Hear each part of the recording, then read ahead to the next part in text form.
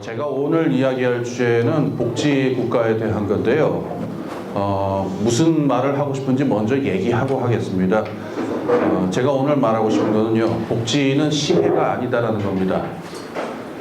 복지는 베푸는 게 아니고요, 누가 누구한테 베풀고 이러는 문제가 아니고, 사회 전체를 오늘 제가 그 속어 하나를 쓰기로 마음먹고 왔는데, 사회 전체가 후져지는 것을 막기 위한 노력입니다.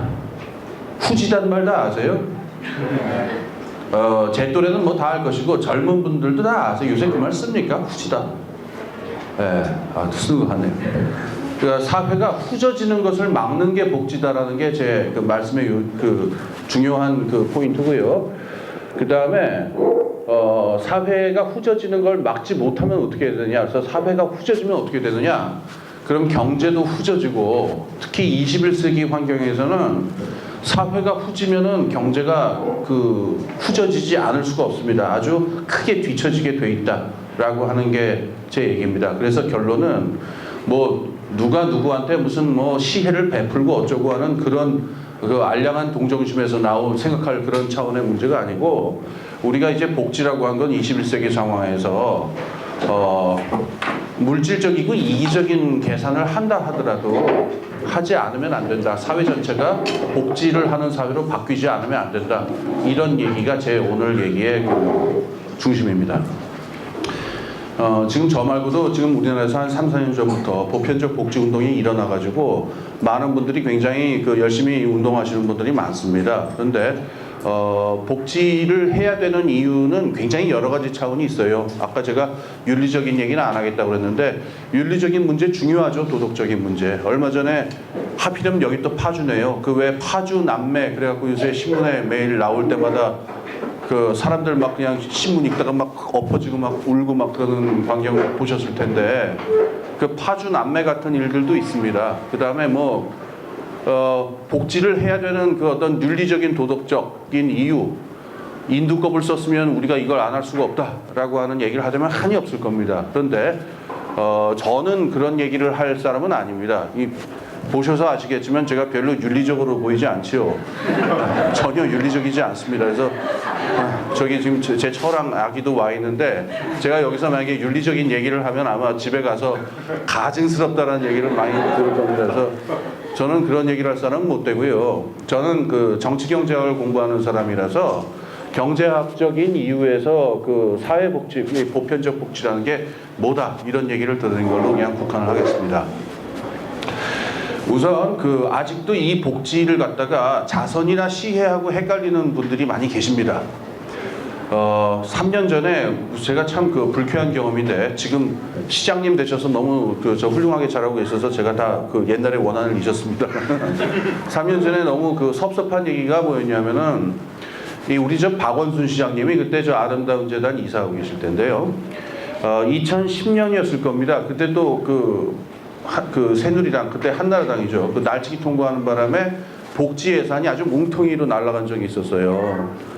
그래갖고 어떡할 거냐 이렇게 문제가 되니까, 갑자기 그때 박원순 그 당시 이사장 그분이 툭 튀어나와가지고, 여러분 복지가 삭감됐으니까 우리 아름다운 재단에 기부를 많이 하십시오, 뭐 이런 얘기를 하신 적이 있어요.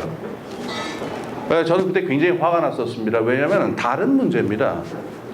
기부, 자선하고 복지는 전혀 다른 문제고, 기부나 자선이라는 건 우리가 힘든 사람을 돕자라고 하는 선의에서 나오는 거고, 그야말로 시혜죠. 어떤 면에서 선물입니다. 복지는 그렇지 않습니다. 복지는 발달된 선진 산업사회에서는 모든 사람들이 마땅히 누려야 되고 요구할 수 있는 권리에 해당합니다. 근데 지금 이 박원순 시장님이 그 당시 뭔 생각을 하고 그러셨는지 그런 말씀을 하셔서 제가 화가 아주 많이 났었는데, 말씀드렸다시피 지금은 옛날의 원한은 다 씻은 듯 사라졌습니다. 그런 상태인데요. 아직도 많은 분들이 복지라고 하면은 부자들 걸 털어가지고 가난한 사람을 돕는다. 그래서 로빈 훗이라든가 자꾸 홍길동, 임꺽정 이런 거 떠올리는 분들이 많아요.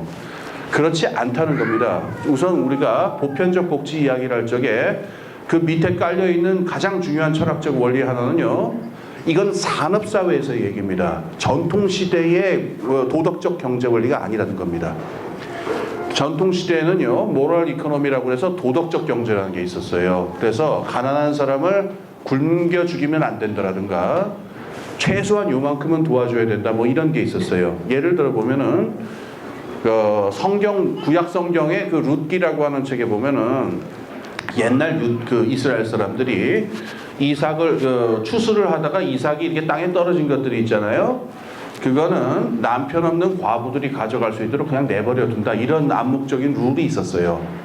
그런 걸 우리가 도덕적 경제, 모럴 이코노미다라고 그러는데, 아직도 많은 분들이 생각하는 복지의 이미지가 그 전통 시대에 있는 모럴 이코노미랑 닮아 있는 걸 제가 많이 봐요. 뭐 너무 굶어 죽으면 안 되는 거 아니냐, 뭐 김치에 밥이라도 해서 좀 갖다 줘야지, 이런 거 있죠. 좋습니다. 이건 아름답고 훌륭한 마음이고, 우리가 뭐 산업시대 길이 그 뭐 천년 만년 후까지 길이 우리가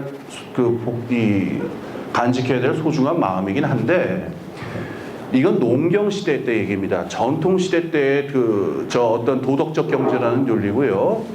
근대 산업 사회에서 복지가 제기되는 이유는 그것하고 아무 상관이 없습니다. 사실은 뭐 부자들 걸 털어서 가난한 사람을 돕다, 이런 차원이 아니고, 아까 제가 말씀드린 대로 사회가 후져지면 경제도 후져질 수밖에 없다는 걸 깨달은 겁니다, 사람들이. 그래서 이건 누가 누구를 돕고 어쩌고저쩌고 이런 차원을 떠나서 이걸 안 했다가는 사회도 망가지고 경제도 망가진다라는 깨달음에서 나오게 된 겁니다. 이게 보편적 복지 제일 밑에 깔려있는 철학이고요. 제가 뭐 여기 뭐 보입니다만은, 제가 작년에 그 비그포스 스웨덴 복지국가에 대한 책을 하나 쓴 게 있었는데, 그 책에서 나온 대로 스웨덴 사회민주주의자들이 확립했던 복지국가의 철학이기도 합니다. 이거는 누구 가난한 사람을 돕는다, 이런 문제가 아니다라는 겁니다.